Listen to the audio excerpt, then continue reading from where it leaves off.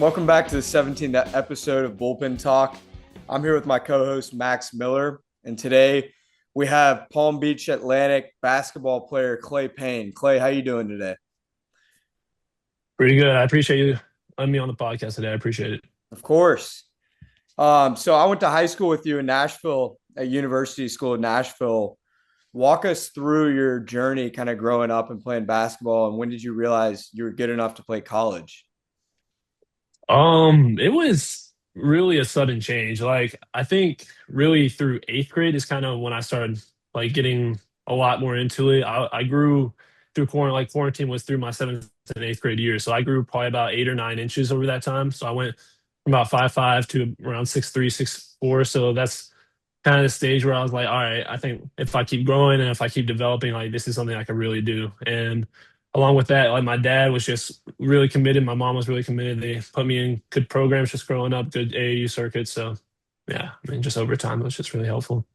Yeah. So you got blessed with something I didn't. Growing up in high school, I was 4'11" going into it, and then coming out, I was around like 5'8". So, And that's Not too bad. that's a that definitely stretch, by the helped. way. That's a Okay. major Oh, stretch. for sure. Yeah, it's a stretch. And look, that definitely helps. But look, like putting in the hours is definitely like a lot of what brings in the skill for you. And I'm sure you've definitely done a lot of that.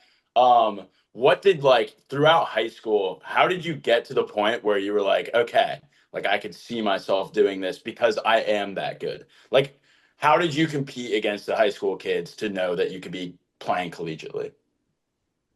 I think early on, so in my freshman year, that was the year that we made the Final Four, and I wasn't a really big part of that at the time. But like, I think just being on that stage and just realizing, like, being in a college environment, or being with players that are going to go off and play college ball, just being in that environment and just understanding, like, I'm on par with these guys, and I'm 15 years old. Like, I could one day, if I just keep developing, if I keep working, if this is something I really believe that I can do, if I just keep working within myself, I think it's something I could really just keep pushing towards. So I think just over time, and then I didn't play at all my freshman year. Basically, I probably played 1 or 2 games, and then my sophomore year, I started, and then I made all district, and I think I averaged a double double throughout the year. I had like I think my field goal percentage was around 70%, so I just had a really good year overall. And I think just that jump and then just rapid growth, and plus I was growing like crazy. I hit 6'6" my sophomore year, and I just kept on growing. And I kept tripping on myself a little bit just because of how fast I was growing. But over time, it was good over time. What I find interesting, Clay, is you played the 4 and 5 in high school, but you realized at a point, I remember you were telling me that you had to kind of learn how to develop the jump shot to be able to play a guard in college because you're undersized to play a big man in college like you did in high school. Talk about that transition, how you had to kind of evolve your game to be able to play at the college level.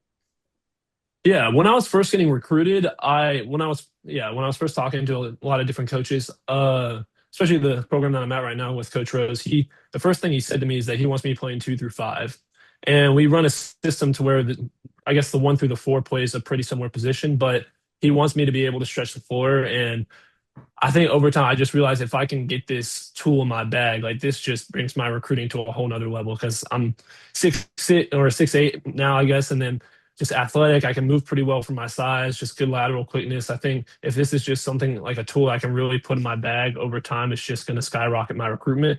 And I think it got to a point like Coach Rose had enough belief in me. We were talking about lineups going into the year. He wanted me to play the three, and then on top of that, we had a lot bigger guys in at the other position. So I think just having a bigger lineup overall was just really helpful. But yeah, just developing that shot over time, it just made it a lot easier for not only me but everybody else because it just stretches the floor so much. And you decided to go a little ways away for college because are you from Nashville? Yeah, I'm from Nashville. Oh, okay, sweet. Yeah, so you decided to go from Nashville to what is it, Florida, right? Yeah. So and that's pretty crazy. I just a quick question, like, what do you think of Florida? How do you like it, and how do you like going to college there? I mean, I can't really complain. I mean, I feel like I'm just in the perfect situation because I'm like probably about an hour away from Miami, so there's a lot of different experiences nearby. Fort Lauderdale's nearby, so there's a lot of stuff I can really immerse myself in that's other than basketball. Because being a college athlete, like you probably, I was the only break I got was winter break or Christmas break, and I was probably home for well, maybe a little over a week. So you just got to be there just the majority of the year. So it's really important that you love and know your location. So, and we're about a mile away from the beach too. So that's, I can just go to the beach between classes, which is nice.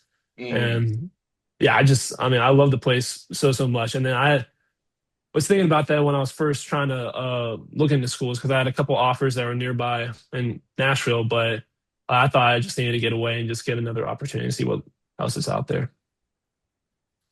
Clay, you have aspirations of playing basketball professionally. What do you have to do to elevate yourself to get to the next level? I think the biggest step for me is I think like overall I think I had a pretty good freshman year. Just comparison wise, just throughout because I think in terms of D2 we're in probably one of the best conferences in the country, and I think comparison wise I did really well compared to other forwards.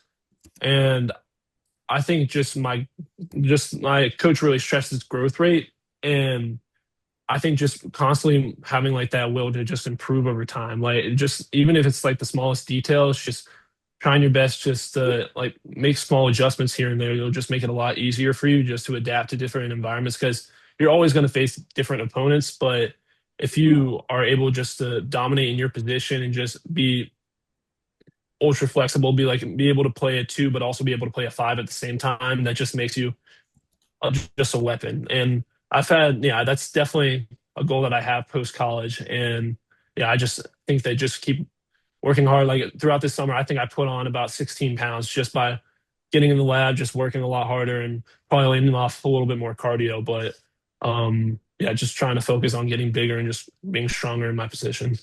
Yeah, for sure. That's definitely important. Trying to make it to that next level, going into whatever it is, the NBA, I mean, it's I feel like those guys are just so big, those guys are fucking massive. Yeah. Yeah, yeah, for sure. And so what is it exactly that you're doing in college? What are you doing in school? I'm studying finance. Well, I'm double majoring in finance and also business administration.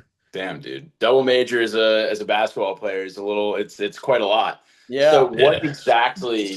what do you do to kind of balance being both in basketball and then also just kind of grinding away at school, trying to just in case have that back step for your finance and business administration aspirations? I think like just backpedaling a little bit. I think with USN that set me up in like a really good situation. USN is just such a competitive environment, just academically. So it just puts you in a great situation, just teaching you how to manage your time, especially since sports aren't really too big there. It's just focusing on just your time management, and then since it's such an academically prestigious school, you just got to be able to know what you can do with what time. And I think that's just a trait that I've been able to bring into college. And For sure. um, yeah, I think just USN is like the main thing that's helped me just stay on top of my academics, even with basketball schedule. Damn, because I went to a crappy public school here in Virginia Beach, and look, I will tell you, I wouldn't have gotten any of those scheduling skills. All of that came from the last like 3 years of college, and so that's pretty crazy to say all that good stuff about your high school. Yeah. And Clay, a high school can only set you up so much, but now that you're in the college environment and you're spending, my guess is like 50 plus hours a week on your sport and school combined. I mean, am I wrong? No, that's just about right. Yeah. Yeah.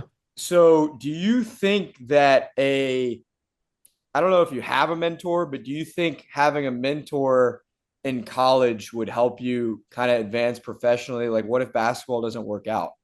Like, number one, do you have a mentor? And if not, would you benefit from one? Weirdly, I think it's more so my siblings in Oh, cool. a very, very interesting way because to not only basketball doesn't always have to be the focus, and like of course academics and whatever you do throughout your college career is going to last you a lot longer than your physicals will. So I think my sisters have kind of taught me this mentality. Just I've been able to follow their lead in such a way that it's just made it easier for me to just understand what I need to do and what I need to take care of. And yeah, I don't know. I can't really construct it in a way just talking about how they've just set a really good principle and like how I should act whenever I get into like whatever environment it might be, like whether it's basketball, whether it's academic environment. They just kind of just set a principle for me on like how I should approach things, and like those my parents as well. So No, that's uh, so fire. You're definitely like really lucky to have those people behind you, you know. yeah, And I guess kind of what Noah was trying to get at is like we're trying to start a company together, me and us and like a bunch of our other friends, to kind of try and back a bunch of student athletes that might not have the similar situation to you, where it's kind of like given to you at birth, you know, yeah, having someone there behind you to help you just get better academically and like career wise.